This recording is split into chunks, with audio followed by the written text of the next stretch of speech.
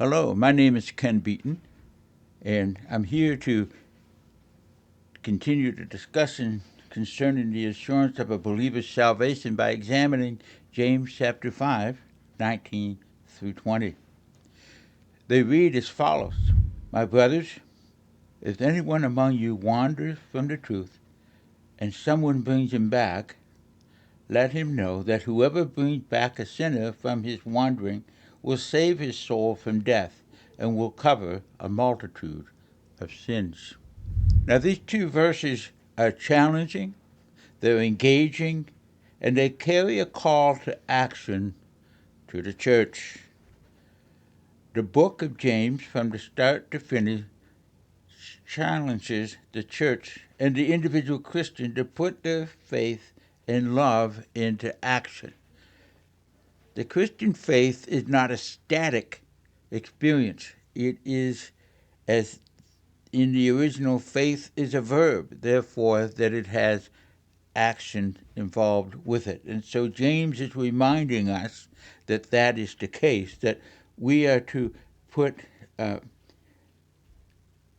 action into our faith. In James's mind, a faith without works is a contradiction. It is a dead faith. In chapter 2, he writes in verse 26, For as the body apart from the spirit is dead, so also faith apart from works is dead. A Christian is saved by faith alone, but it is not a faith that is alone. And we have to remember that as we live our lives out in this world, we want to make people understand that that the faith that we have in Jesus Christ and the faith that we practice is a faith that is given to us and that we are saved by it alone, but it is not something that is alone. It is not something that isn't seen. It is worked out. It is seen by everyone who is around the person. A Christian is saved by faith alone, no doubt, but it is not a faith that is alone. But that's a topic really for another time. The Epistle of James is known as the book of Proverbs in the New Testament. It is a New Testament book of Proverbs, meaning that James is really centering his writings around wisdom. And as we know, Proverbs in the Old Testament is a book of wisdom. It doesn't line up exactly, but it is considered one of the New Testament book of wisdom. It is James's point and heartbeat to exhort the body of Christ to live wisely. Like Jesus, James expects his teaching to produce an altered new life. Just like when the woman who was caught in adultery, Jesus said, I do not condemn you, but go and sin no more. Her life was altered. Her life was changed by the encounter with Christ. And he expected that encounter in her life to be reflected in the way that she lived. In other words, the believer must not merely think about the Christian faith. One must live a life in a way that honors God. We are called to honor God. We are called to glorify God. We are called to exalt God. We are called to make sure that he is known as the King of Kings and the Lord of Lords. And this is the overall context in which we must consider James 5, 19, and 20. Now, with the thought of context in mind, let's move into the immediate context of these verses. It is vitally important for Christians to understand verses do not stand alone. They operate within a context. A strain of thought the author is bringing to bear. And so in this case, these two passages are in the setting of prayer. Look with me In chapter 1, verse 5, it says, if any of you lacks wisdom, let him ask of God, who gives to all generously without reproach. So James goes back to prayer to end his epistle in chapter 5, where he asks 3 questions. Is anyone, in verse 14, is anyone suffering? Is anyone cheerful? Is anyone sick? And then in verses 14 through 16 answers these questions with the call to prayer by calling on the pastors of the church in verse 14. But then he brings the whole subject to the individual. James 5:16 says, therefore, confess your sins to one another and pray for one another that you may be healed. The prayer of a righteous person has great power as it is working.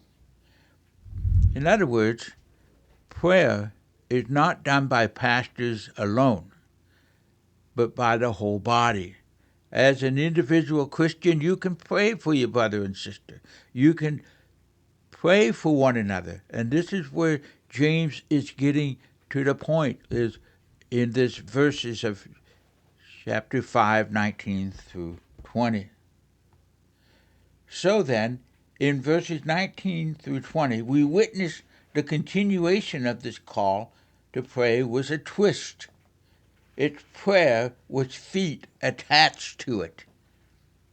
James is calling for prayer for those in the congregation who have fallen into sin by possibly following wrong doctrine, or as we have seen in earlier passages of James where people were sinning by practicing favoritism, or they had pride. There's a whole list of sins that we could pick from.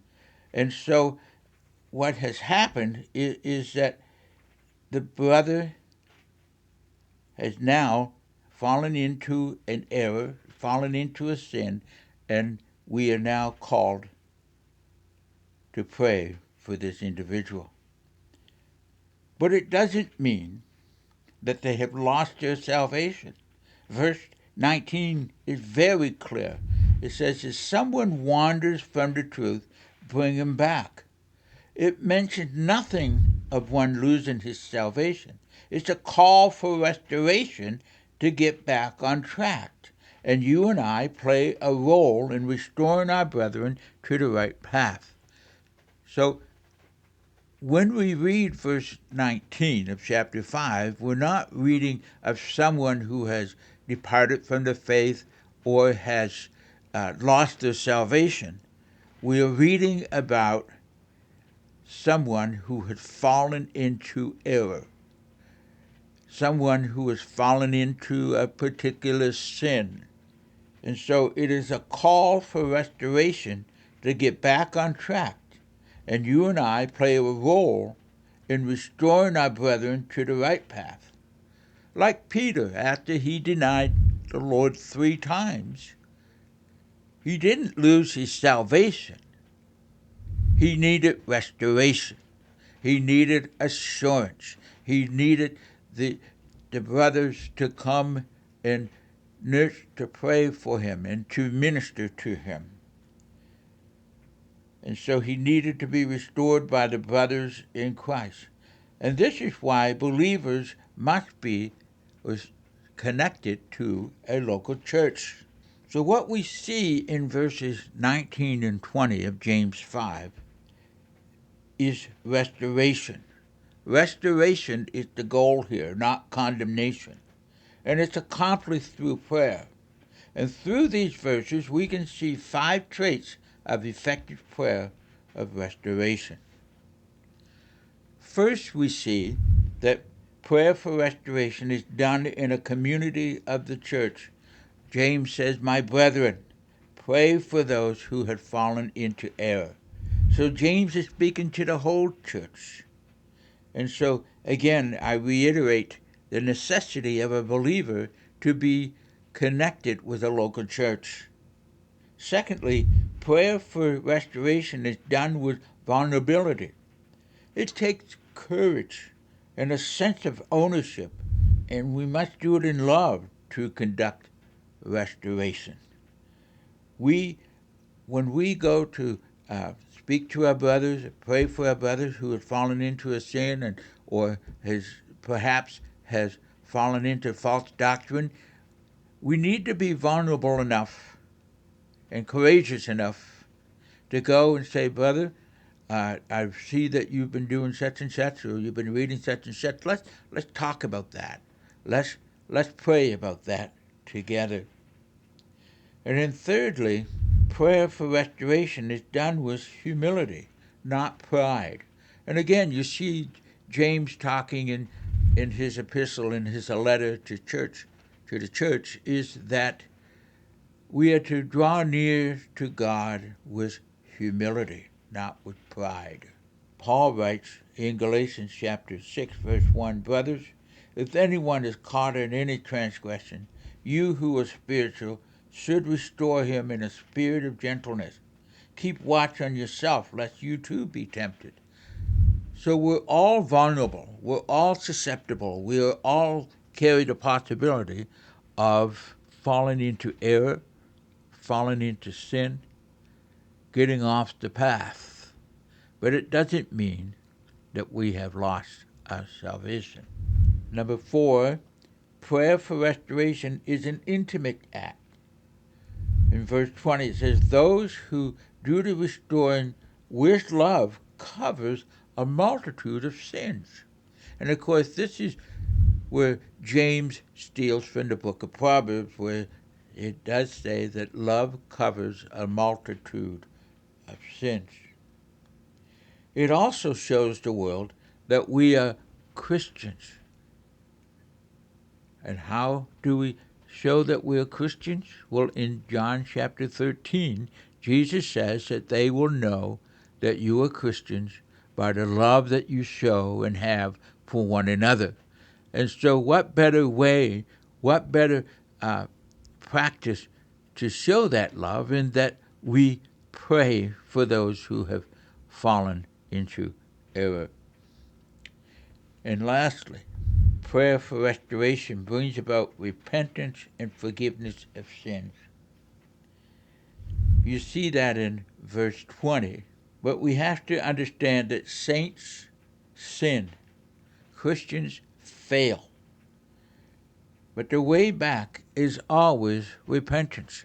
And that's really where verse 20 is directing us to, is to get the brother to repent and to return to the Lord. The way back is always repentance.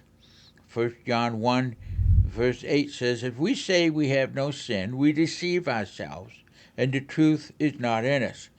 But if we confess our sins, he, meaning the Lord, is faithful and just to forgive us our sins and to cleanse us from all unrighteousness. Now you'll see what isn't mentioned there. You'll see that it's not a call to be born again, born again. It's not a demonstration of someone losing their salvation, but it is one who realizes what Martin Luther has said, is that the Christian life is a life of repentance. Because as Luther also says, is that we are a saint and a sinner simultaneously. Yes, sin has been taken care of for us by the cross and through the blood of Jesus Christ. But it doesn't mean that sin has been eradicated from our lives. And so therefore, we must live a life of repentance even as believers. So what is the bottom line? Well, how can we sum this up? Well, the idea of James 5:19 through 20 can be summed up in the words of Jesus in Matthew 18, beginning in verse 12. And he writes, what do you think if a man has 100 sheep and one of them has gone astray?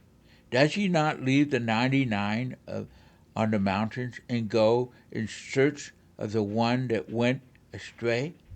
And if he finds it, truly I say to you, he rejoices over it more than the other 99 that never went astray. So it is not the will of my Father who is in heaven that one of these little ones should perish. We are called to search out the one that has strayed. We are called, as the body of Christ, to minister to one another, to have the love for one another, to call on the Lord to pray, and to have prayer that has feet that go after one who has fallen into error, and to bring him into right fellowship once again. Amen.